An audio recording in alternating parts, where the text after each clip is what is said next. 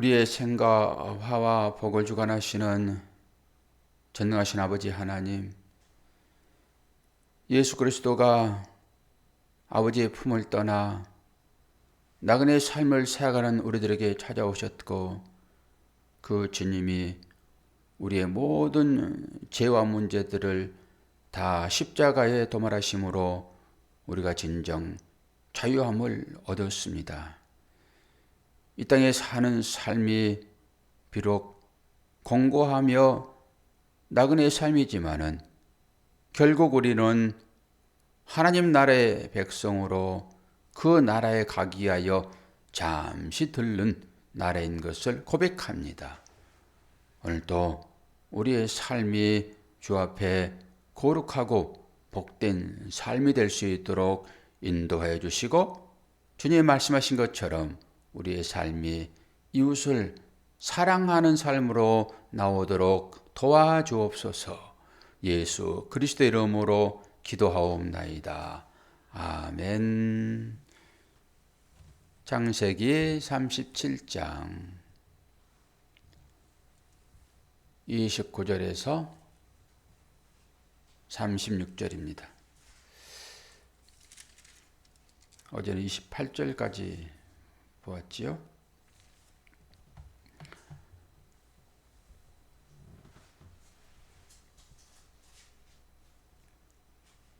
루벤이 돌아와 구덩이에 이르러 본즉 거기 요셉이 없는지라 옷을 찢고 아우들에게로 되돌아와서 이르되 아이가 없도다. 나는 어디로 갈까? 그들이 요셉의 옷을 가져다가 숫 염소를 죽여 그 옷을 피에 적시고 그의 채색 옷을 보내어 그의 아버지에게로 가지고 가서 이르기를 우리가 이것을 발견하였으니 아버지 아들의 옷인가 보소서 하매 아버지가 그것을 알아보고 이르되 내 아들의 옷이라 악한 짐승이 그를 잡아 먹었도다.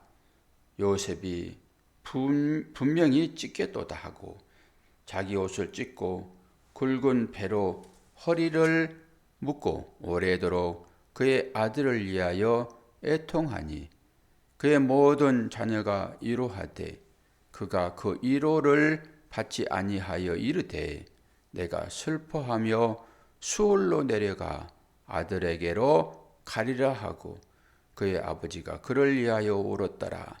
그 미디안 사람들은 그를 애굽에서 바로의 신하 시대장 보디발에게 팔았더라. 아멘. 이 요셉은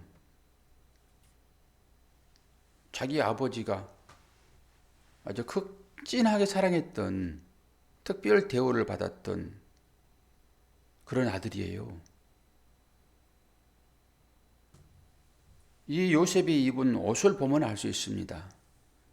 여기서 채색 옷이라고 그러니까 우리는 뭐 색동옷 그런 걸 생각하는데 이것은 팔과 이 밑단이 긴 치렁치렁한 그런 옷이에요.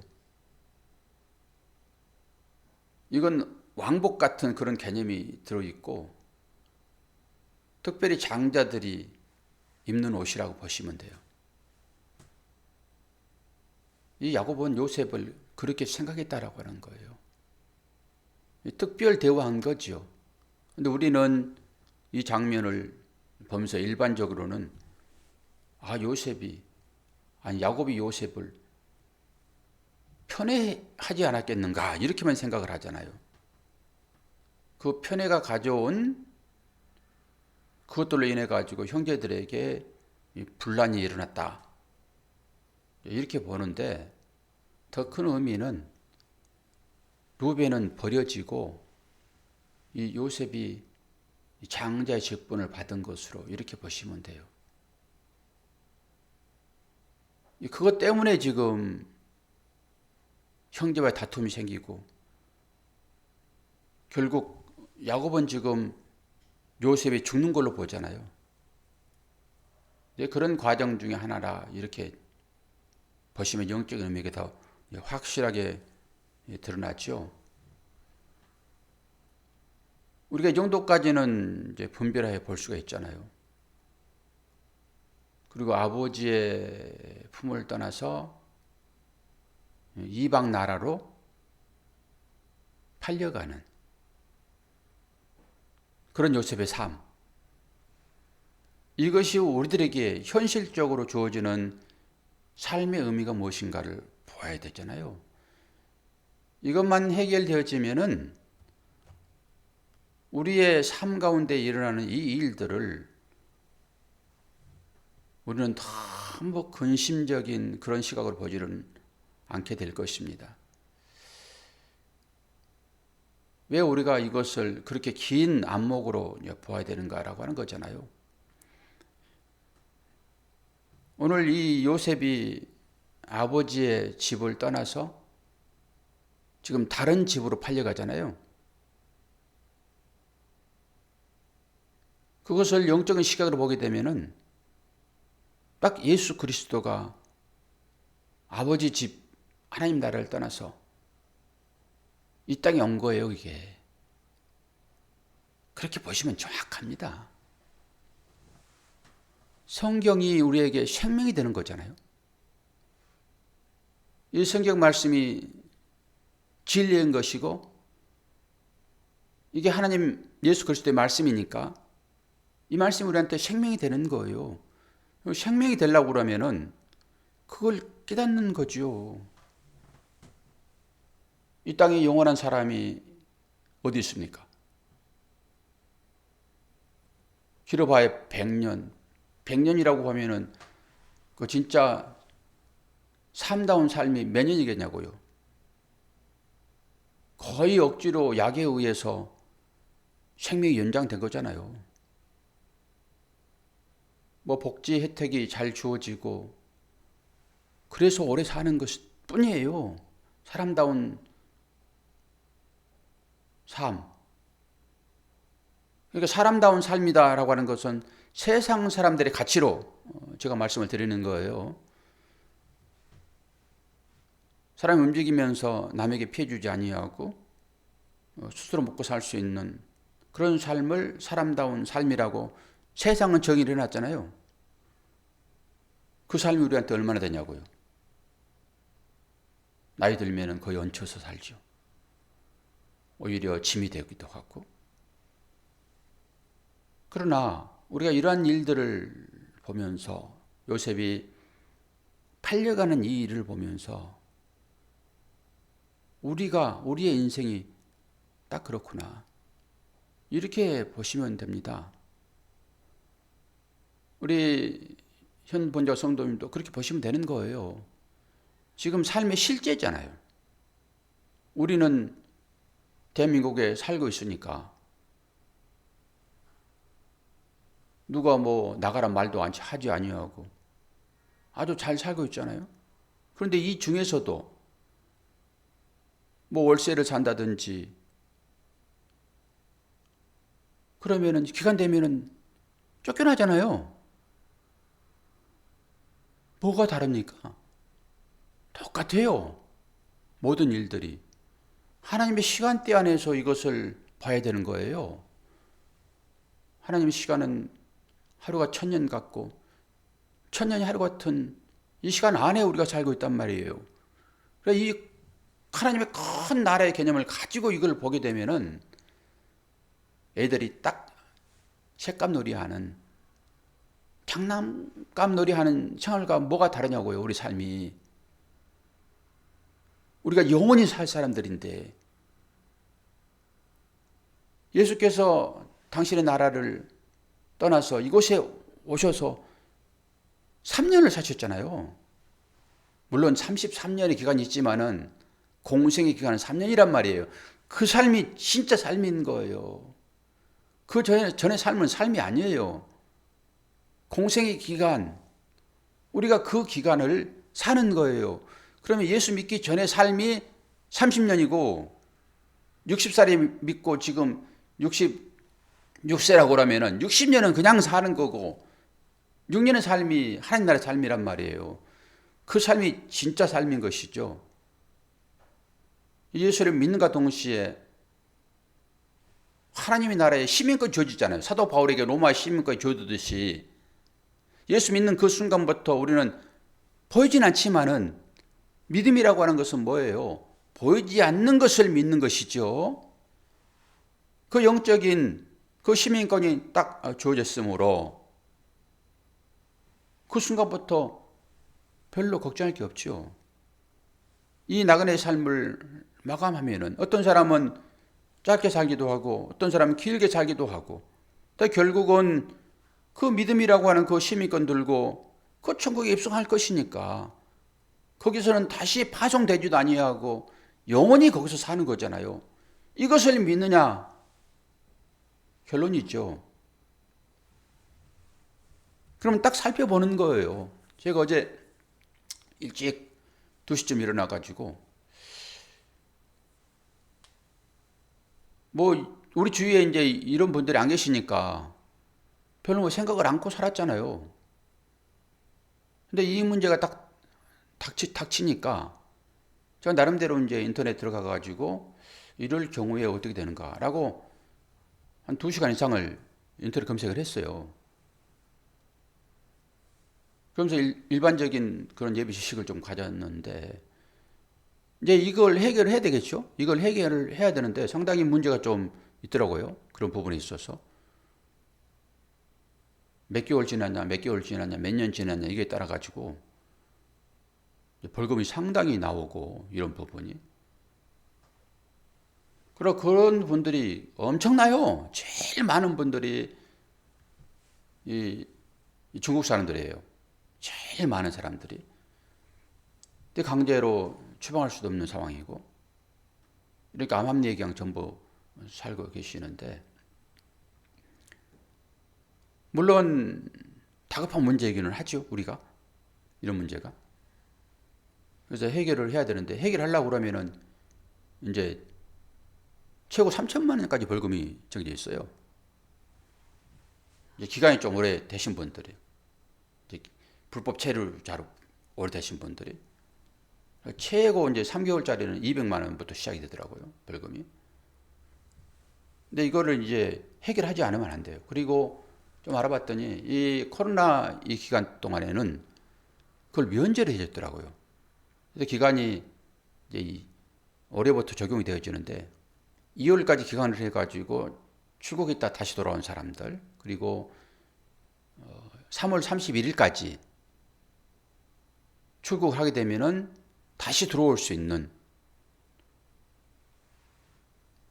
그런 혜택이 주어지더라고요. 그러니까 3월 30일이면은 뭐 얼마 되지도 않았고 얼마 남지도 않았고 우리 현봉자 성도님과는 이건 좀 다른 측면이긴 하겠지만은 이런 기간이 정해져 있어요. 3월 31일까지. 그리고 코로나 백신 접종에 따라서 또 달라지고 이런 부분들이 이제 다 있더라고. 2차 접종 맞았냐, 3차 접종 맞았냐 따라서 또 달라지고. 그러니까 이 코로나 때문에 그런 것들을 특별 기간을 선정해 놨더라고요.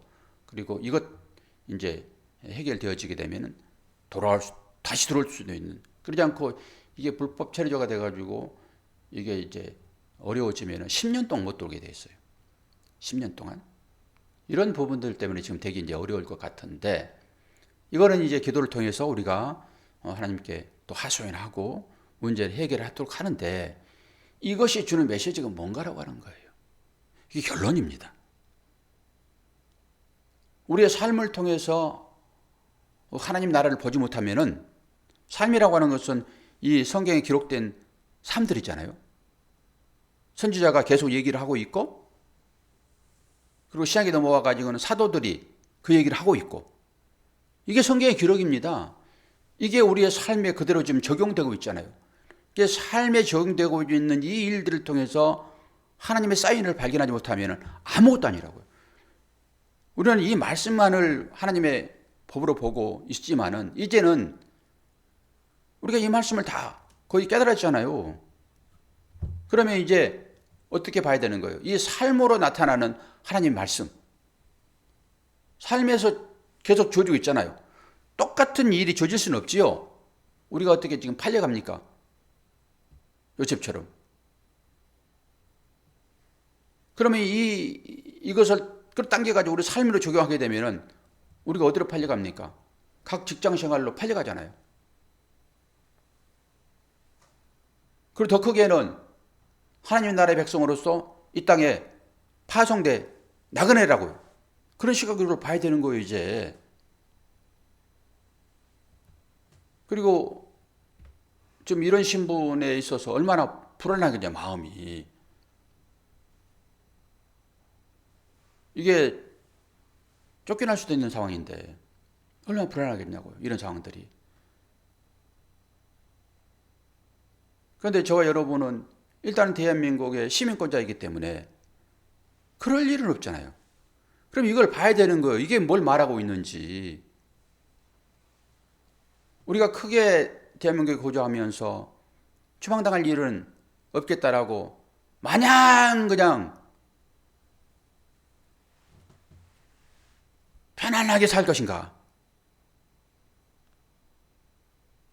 그 철새들처럼 잠깐 쉬었다가 돌아가야 할 사람들인데 우리가 그냥 지보들과 섞여가지고 피덩피덩 살이 찌게 되면은 천사적인 나팔 소리가 들려서 올라오라 그러면 전부 날갯짓 하면 올라가야 되는데 여기서 먹고 살고 피덩피덩 살쪄가지고 어떻게 되냐고 그게.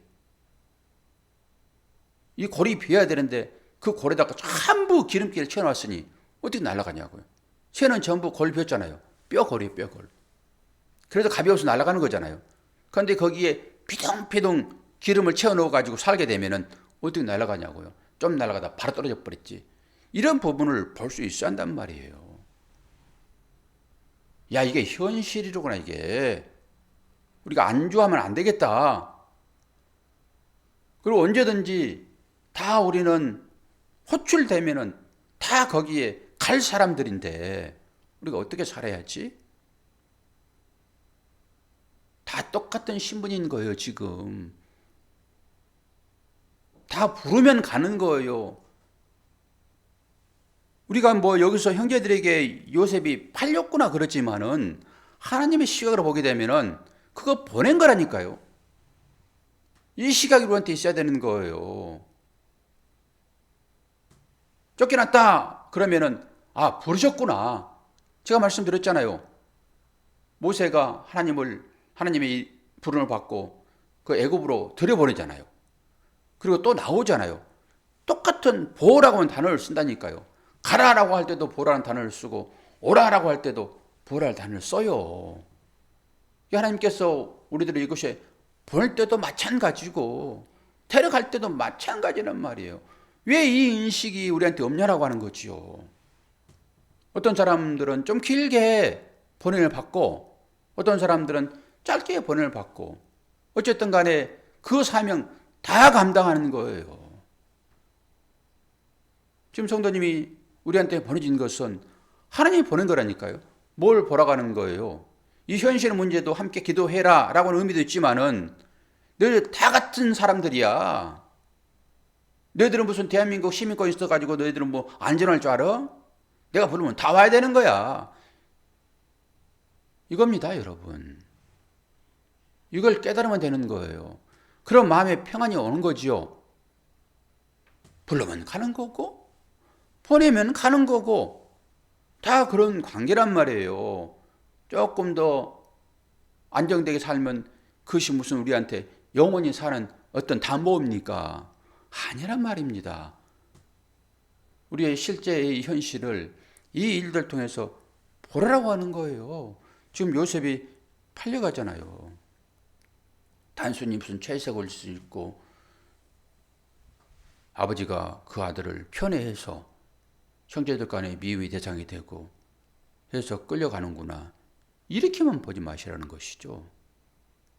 우리의 실제 상황이 지금 하나님의 연출자의 손에 의해서 지금 연출되고 있는 거예요. 이것을 봐야지. 그리고 우리는 버림 받았으니까 그 가운데 역할들이 있잖아요. 해결해야 할 일들이 있고 당장 우리 힘으로 해결할 수 있는 일이 아니잖아요. 전문가들을 찾아가서 그들 상담도 하고 어떻게 해결될 것인가. 이것은 우리가 역할 거기에 살아가는 사람들로서 해야 할 일들이에요. 역할을 맡은 사람들이 가만히 있어. 그럼 무슨 그게 배역을 맡은 사람이에요? 아닌 것이지. 우리는 이 역할들이 다 끝나면은 또 역할들이 주어질 거란 말이에요. 그리고 그 역할들을 다 감당하다가 마지막에 야 이제 그만하고 가자. 그러면 다 가는 것입니다. 다 가는 거예요. 이 사실을 분명히 아시면 돼요. 그리고 기도하면서 하나님 어떻게 인도하실지 라고 자세히 보시면 되고, 내가 해야 할 일들은 내가 하는 거죠. 우리가 아프게 되면은 옛날 방식으로는 야 나는 병원 갈 필요 없어. 하나님 고쳐주셔야 돼. 그런 신앙의 형태는 우리가 아니잖아요. 이제는.